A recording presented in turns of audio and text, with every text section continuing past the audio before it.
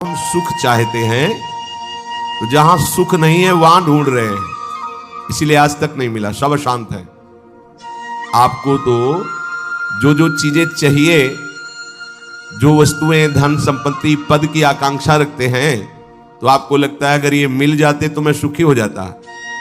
अपने को ऐसे बहुत मिले हैं जिनके पास आप चाह रहे हैं, उनकी बहुत मात्रा में संग्रह किया हुआ है, बहुत अधिकारिता है, बड़ा पद है, खूब ऐश्वर्य है, जगत में उनका नाम है, सम्मान है, पर हृदय जल रहा है, हृदय अशांत है। क्यों?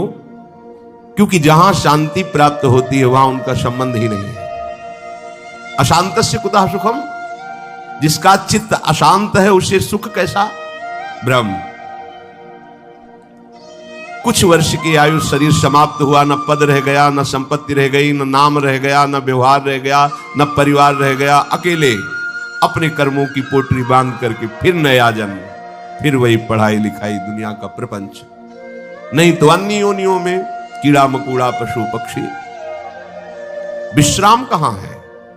अध्यात्म योग में। श्री भगवान कह रहे निश्रेयसाय, मतलब दुखों का आत्यंतिक नाश, दुख का लेस नहीं जहां। अब अपने तो दुखालय में रह रहे हैं तो सुख को इसी में ढूंढ रहे हैं, तो हम समझते हैं कि अरबों खरबों रुपया मिल जाए, सुंदर सुंदर भोग सामग्री मिल जाए, मैं सुखी हो जाऊंगा। ऐसे अभी इसी भूमंडल पे हैं जिनको खुद पता नहीं कि मेरे पास कितनी धनराशि है, रोज नए नए भोग भोगते हैं, पर नींद नहीं आती, नींद की दवा लेना पड़ता है। मानसिकता बिगड़ी हुई है, विक्षिप्त है, हृदय जल रहा है, हर समय भयभीत है, कहीं ऐसा ना हो जाए, कहीं ऐसा। सुख विनिश्चितम बदामि तेन अन्यथा वचांस में, गोस्वामी जी कहते मैं सत्य कह रहा हूं, मेरी बात अन्यथा नहीं। जब तक तुम हरि भजन नहीं करोगे तब तक तुम्हें त्रिकाल में, त्रिभुवन में कहीं भी शांति नहीं।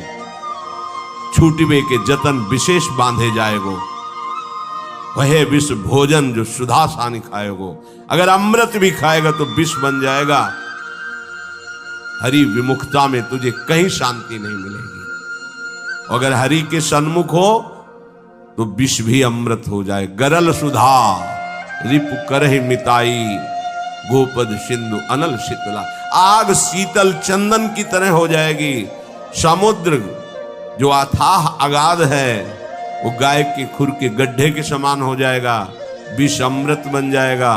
दुश्मन सब मित्र बन जाएंगे यदि हरि की कृपा हो जाए तो ये हरि के चरणों का आश्रय